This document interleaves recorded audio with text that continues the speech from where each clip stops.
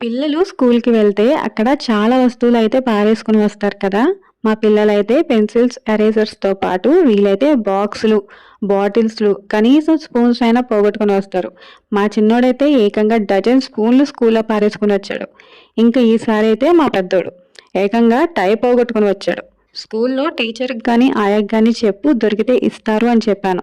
కానీ మా వాడికి మొహమాటం చాలా ఎక్కువ. కనీసం అడగకుండానే వచ్చేసాడు. సరే కొత్తది కొందామంటే ఇప్పుడు ఏకంగా వైజాగ్ సంపత్ వినాయక టెంపుల్ రోడ్డుకి వెళ్లి కొనాలి.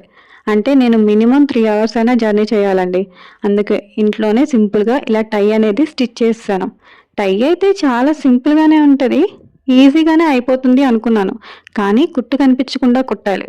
సో, చాలా వేస్‌లో ఆలోచించి ఎక్కడ ఆ టై డూప్లికేట్ అని తెలియకుండా కుట్టడానికి కొంచెం కష్టపడాల్సి వచ్చింది.